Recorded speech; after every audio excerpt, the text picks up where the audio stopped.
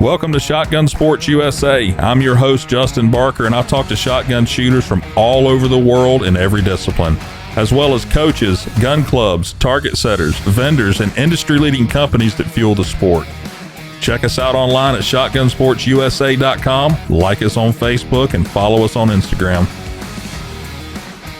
Shotgun Sports USA is powered by Winchester Ammunition, the American legend. Also brought to you by Ultimate Shooting Accessories, Rick Hemingway's Promatic Trap Sales, Sound Gear Phantom, Comp and Choke, Clay Shooter Supply, Clay Target Vision, and Cole Gunsmithing.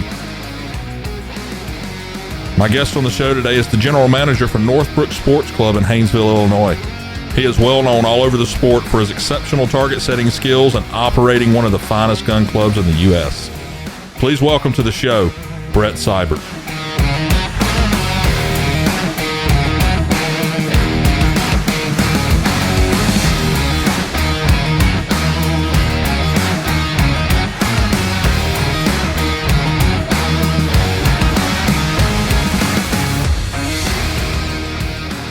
If you've been in this sport for any amount of time, you're familiar with the Seibert family. Brett, you and your wife have kids that are involved in this sport. All of you are just as passionate about it as the next one.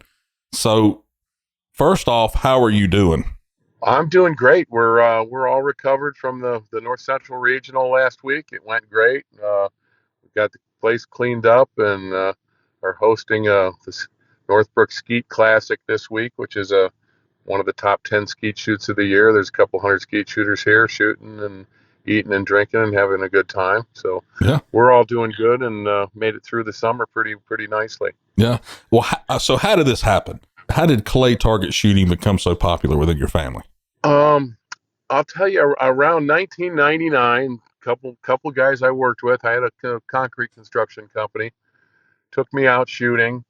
And we went to some little place where you had to like make an appointment, and you shot the flushing grouse station and the settling duck station, and we liked it. And then another buddy of mine took me to Northbrook, and I pulled in there. So boy, this place is nice, and we shot there a couple times, and then I joined. At that time, my two oldest boys were 13, 14, maybe, Matt and Jim. They shot with us. We started going to tournaments, and you know how it goes. I never did anything but work mostly, and didn't have a lot of fun time, but get a little older and have a little more time. And the next thing you know, we're going to Wisconsin to shoots, and the next thing you know, we're in Minnesota for a World Fee Task or Kansas for a World Fee Task, and as it expands, some reason you find yourself in France or Portugal for one, and all the kids liked it. They shot it, they liked it, and as the older boys got their own stuff to do, then Tommy, Lizzie, Cliffy started shooting. Tommy and Lizzie shoots a lot. She doesn't do a lot of competitions because she's busy. Tommy has shot a lot of tournaments, was on Team USA a time or two. Mm-hmm. Cliffy, the same thing, and I think they have a good perspective on it. I mean, they don't want to do it for a living. They're probably all, they're probably all good enough to spend their time on the tour, but they've got some other goals. So, yeah. And I think that kind of growing up around the gun club and with all the adults was great for all of them.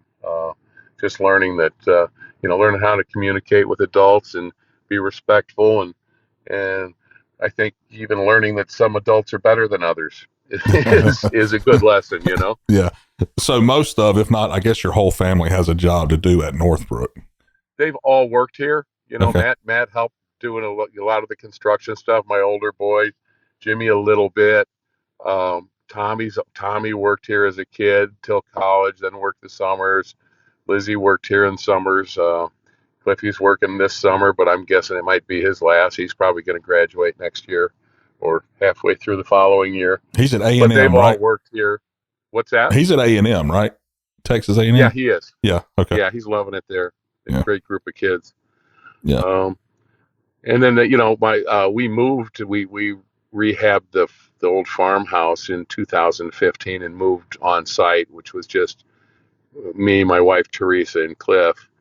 And so he got to spend his high school years here living at the place, Yeah. which was great for him. He loved it. He really loves it here. And so yeah, I mean it's kind of the center of our family's life, the gun club. Yeah. Yeah.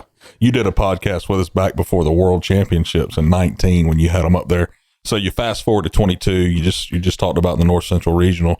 And in my eyes, that shoot was an absolute success. Now, I don't know how it is in your eyes, but in my eyes, it was. So, and over the years, with you hosting tournaments like this, what are some of the things that have led you to be so successful with the larger tournaments?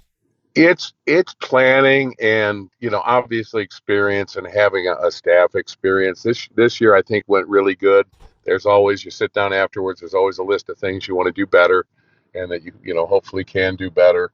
It's it's actually gotten a little harder the past few years, and I think anybody with any business is having you know problems getting quality employees or even enough employees.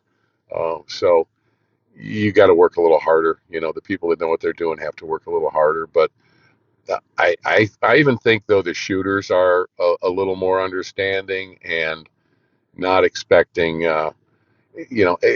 People, customers of any business, I think expect more every year. Yeah. And I think I think that if you do a good job and they see everybody working hard, and some little thing goes off, there's not ice in one ice chest. They'll give you a pass on it too. I mean, we have the shooters they're great people for the most part. Yeah. Everyone's heard if you go to Northbrook, these guys are going to throw big targets. And there were some good ones for sure at this regional, but nothing was out of reach or over the top, in my opinion. Explain your idea of setting a good course and what a good course is. Well, I just kind of I've set some brutal stuff, and we've set some brutal stuff here over the years, and it doesn't change the top scores. I mean, there were some scores here that were ridiculous. Anthony Todd Hitch put up just scores that honestly shouldn't. I don't think should have been, but there's so many good shooters now today, so many that if you set for them, nobody else is going to have a good time. And we've learned that a couple times along the way. I've learned it here.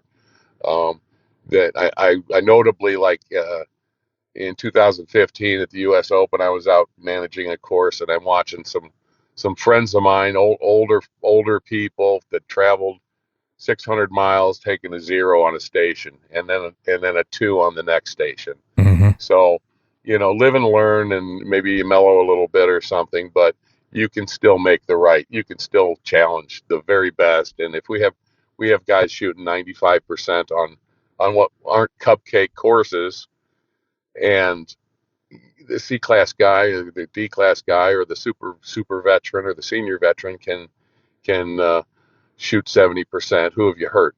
Right. Yep. During the 2022 season, we've seen some difficult targets set at different clubs for sure. Do you feel that this will become more of the norm as shooters continue to get better and better? Well, I think it's a choice that every event manager is gonna make. Really, certainly can. I think if it's kind of like a pendulum we've had over the past 20 years of hard targets, soft targets. Well, from what I understand, and I wasn't at them, there was a couple really soft shoots this year, that people complained about, and a couple hard ones that some people groused about, some people loved. So I guess you got to know your market, um, and whatever your aim is. If your aim is to have the toughest shoot of the year, let people know, and see who comes. Yeah. I guess it's just like any other entertainment device. Have you ever felt that throwing targets that may be really difficult for the masses may hurt your future turnouts for tournaments at a club? Oh, I don't. I think that's a given.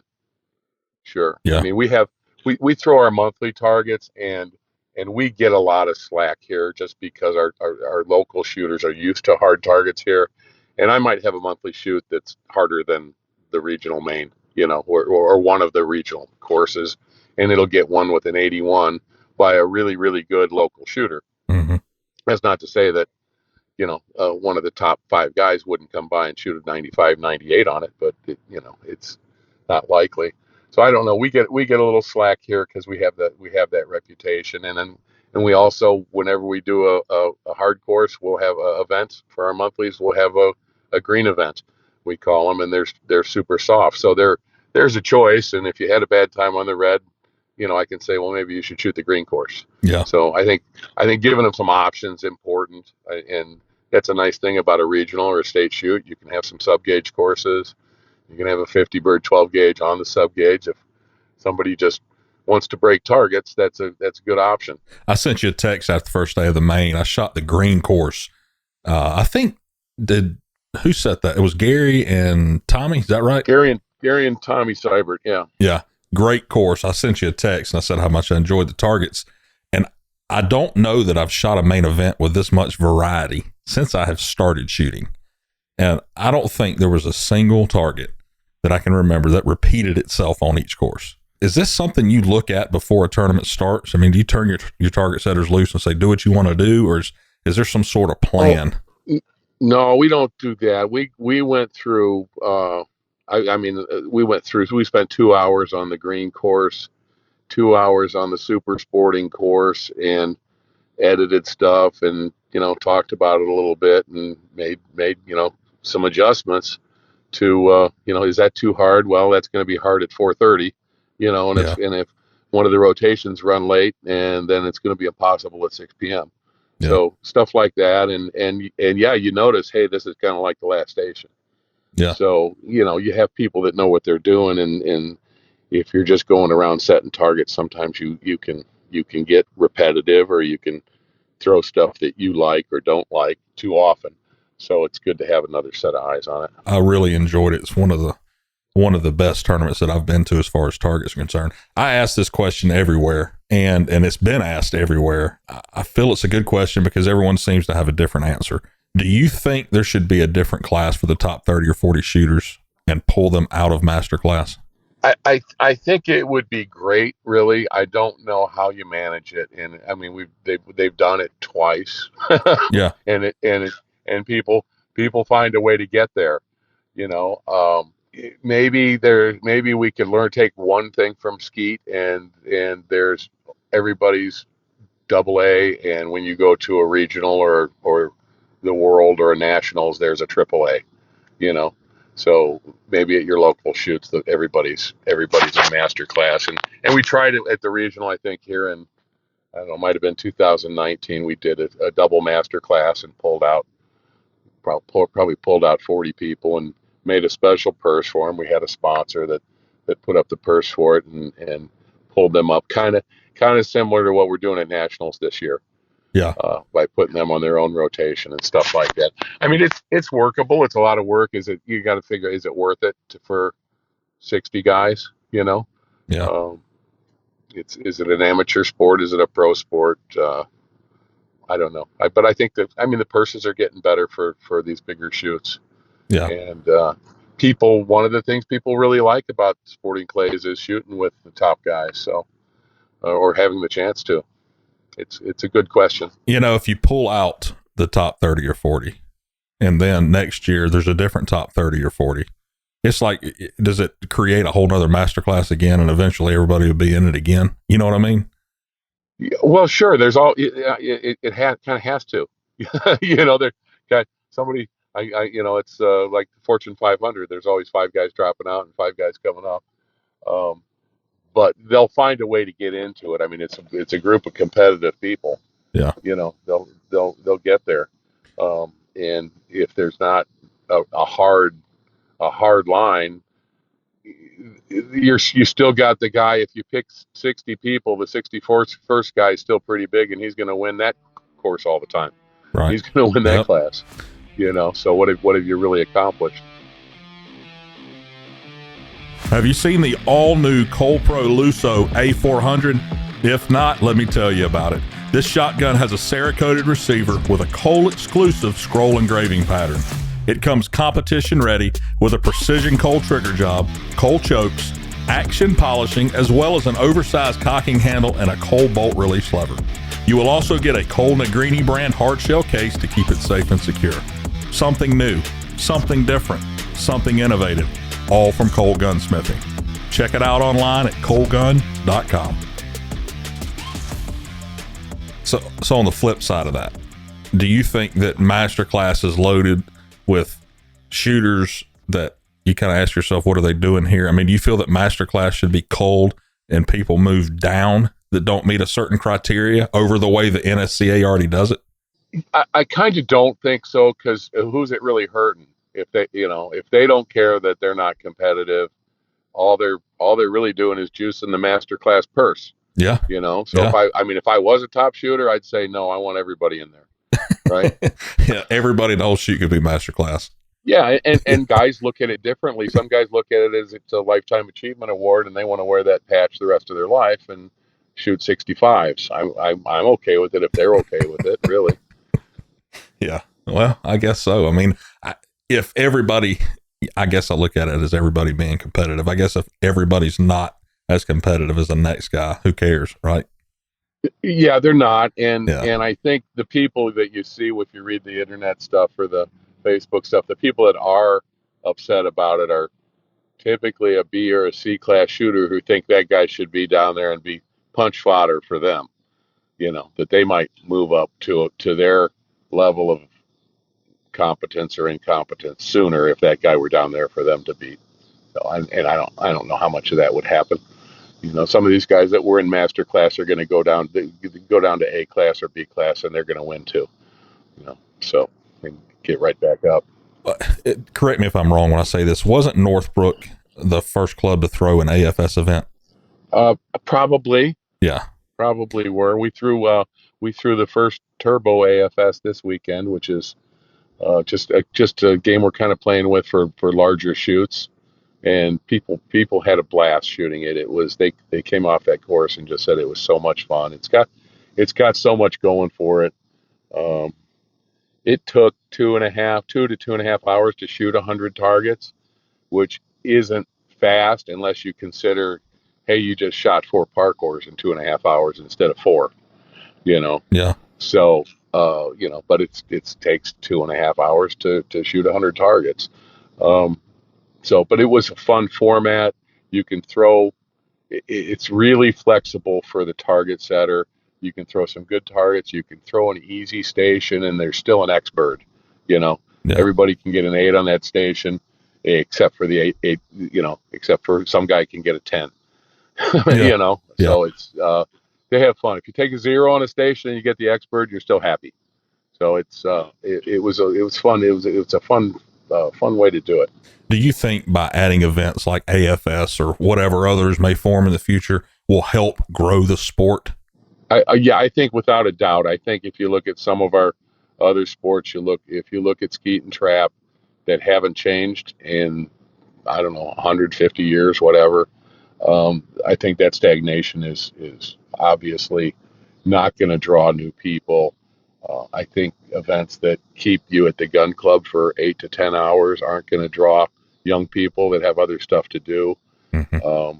So kind of what I'm looking at is a lot of things. Why do we shoot? Why do we have to shoot 100 targets for an event? Why not 75? Why not 77? You know, uh, just get them to the gun club for 2 hours if we can't get them here for 8 hours. Yeah. Make it easy.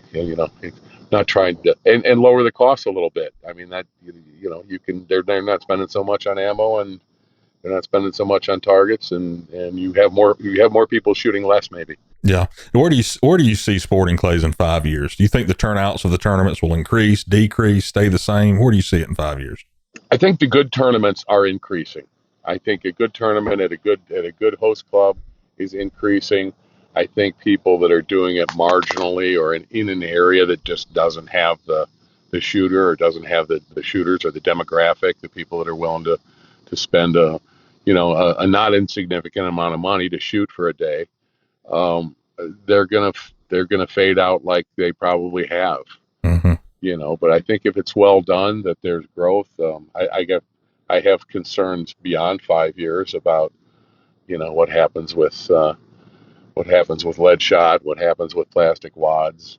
what happens with noise complaints, things like that. So I don't know that I'd be, I don't know that I'd be telling a 15-year-old kid of mine to get into the sporting clays business, but I think we've got 20, 25 good years, So, maybe. what do you talk about that a little bit? What do you think about the lead shot, which I think is you already can't use overseas? Am I right when I say that? Hardly anywhere. Yeah. I mean, I think you can in Hungary, but I think Hungary's kind of maybe like the Kansas of Europe. It's they have a pretty good sporting ethic, shooting ethic, and hunting ethic. Uh, but yeah, you're not going to be able to shoot it in California if you can shoot it now. You're just not going to be able to, and it's going to hit New York, and then it's going to hit Illinois, and and then the next thing, it's just the series of things they're going to go after. They're going to go after the plastic wads. You go to England, you're going to have to shoot fiber. You currently have to shoot fiber wads at a lot of places. Um, so it's we're going to have to kind of keep our own house clean with stuff like that and not give them ammunition to shoot back at us. So, how would that affect the sport, though? I think it's just an adjustment. You're gonna end up shooting steel at some point. I would almost guarantee it. And so you're gonna have to get some better non-toxic shot, or you're gonna pull your targets in 5 yards. Your wads aren't going to be as good, so your patterns aren't going to be as good at distance, unless they come up with something. But technology and American industriousness solves problems. What over the past couple of years in this sport has opened your eyes? Is there anything that you've seen or thought of doing that could potentially change the direction of that the sport's headed? Has anything opened your eyes? I mean, I've learned a lot. I didn't know very much at all. So yeah, I've had a lot of eye-opening experiences. I think some of the changes are they're changes that are just societal changes that people want they want a better looking place. They want better food for a meal. They want the experience to be painless. They don't want to shoot in the rain. They don't want to shoot in the cold. They don't want to shoot in the hot. And that's just people, you know. Yeah, yeah. So, um, yeah, you have to do more. You have to plan better and make it easier on them. I mean, we have a generation coming up that doesn't like to have wet feet and things like that. So we're going to have to put down gravel. I used to go to a sporting clays course that if it had an asphalt path, I didn't want to go back. Or if it had fixed stations, I'm like, that's not sporting clays to me. It has nothing to do with being outside. But now I kind of see, well, geez, that's kind of nice. They can people can get around, and older people can get around, and little kids can get around. So maybe it's kind of gentrifying a little, Yeah. if that makes sense. All right, so let's get out of shooting for a minute. I want to talk about some things that you really enjoy doing when you're not at a tournament or at the gun club. Going salmon fishing on Lake Michigan with my four boys tomorrow. It'll be fun. Looking forward to a day of that. Got a little property down in Texas, out in West Texas. Enjoy going to hide out on for a couple of weeks out of the year. Most of my life revolves around the gun club because I'm kind of a fixated kind of person like that. Yeah. Um, let's see. We have some dogs. I have a few snakes that I breed, and I like doing anything outdoors. Go pheasant hunting a couple times a year. Go goose hunting a couple times a year. Brett, did you just say you had snakes that you like to breed?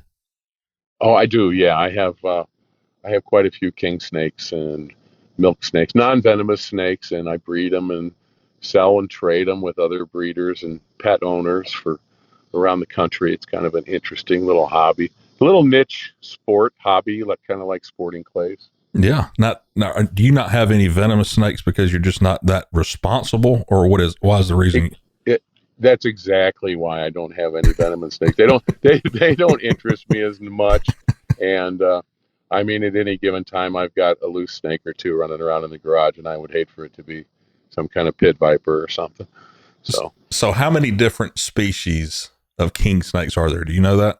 There's a lot. I mean, there's probably 20, and then there's subspecies, and there's localities, and that's kind of what the people that are are into that hobby are looking at. They want one from where they grew up, and they want one from near their friend's house, and they're all different. They change. They have different patterns, different habits. We have some from Mexico, California, Utah, New Jersey, Georgia, Florida, um, and they're all different. They're all different, and they're all cool in their own way. So it's kind of like collecting baseball cards. It's exactly like that. Yeah, and some people, not me, could get carried away with it. So, so which snake? What king snake's the biggest one, or the baddest one? Which one is it? Where's it from? Probably be your Florida kings or your eastern kings. They get pretty big. They'll get, I think, California kings get big. They can all get from 5 to 6 feet. Yeah. Depending, which is a huge one, but and most of them are going to be 3 or 4 feet long. Weigh maybe a couple pounds is a big one. Wow. I don't, and some of them don't get bigger than 18 inches, 20 inches. I don't know what to say. I just never met anybody like snakes like that. And I'll let you come by, and I'll find one that fits your outfit. Makes your eyes pop, and you can have one. I'm out. I'll come look at them, but I'm not going to touch them. So what's coming up at the club? Anything cool coming up at the club? We've got the regional, North Central Regional again next year. It's later in the year. It's in August. Okay. So we'll have a little more time to prep. This year was kind of early for us. We're wet through June, so we had to kind of scramble to get ready for a July shoot. But wasn't that weather great? Oh God, it was just, you couldn't have ordered it better. I mean, what was it? The 80 degrees was the hot day, or 82 degrees. Yeah. Just perfect. It wasn't too windy. We were very fortunate, and it makes you look, a shooter on a nice sunny day with no wind is a happy shooter no matter what you do. Yeah, I could not believe it. It was great. I didn't know you was getting the regional again next year. What else you got going on? We got the regional next year. This fall we've got our Promatic 500 fee task, which we do every year. We'll do over 5 days. We'll do a different 100 birds every day, and it's not a big shoot, but it's fun shoot, and our members like it, and the fee task aficionados from around the country love coming to that one. That one's in October. Next year we have the regional and the Illinois State shoot again, and we have a bid in for the U.S. Open for 2024. So it goes to Tucson next year, and hopefully we get the nod for 2024. We'd like to host that. We haven't had that since 2015. We'd like to host that again. That'd be a great place for it, that's for sure. Where are you shooting next? I'm going to go to Tennessee for that Southeast Regional. Nice. Down at Cross Creek. Yeah. Should be fun, and that's not a bad drive for us, maybe 7-8 hours. Yeah. So I'll see you down there probably. Oh yeah. I just thought about something. Gary Fitzgerald, I saw him up there. What was he on the loose for? What was he doing? He looked like a raccoon. Actually, did you notice he looked like a raccoon? He's just like one. Yeah. He was on it was sort of a work release program, and he needed some hours checked off, and I told him if he stayed stayed away from the kids and could lay off the bourbon till 10 o'clock, that he could come pretend to help us. Was he successful with those? Yeah, he did good. He really did good. I think he's, Gary's 40 now. I think he's really growing up, and I think he's going to be getting his driver's license back soon. Yeah. And we're all pulling for him. Didn't he have a contraption in his truck he had to blow in before he took off when he left at night? Yeah, but he actually kept sucking on it, though. He got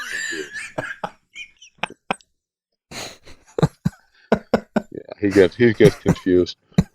He is really one of the smartest men in Greene County, Illinois, though, and that's a fact. Oh. All right. Well, hey, thanks for coming on. I appreciate you coming on and talking about all this, and I got some good information out of you. I can't believe you like snakes still, but hey, whatever. Thanks for having me. You take care of yourself. See you, buddy.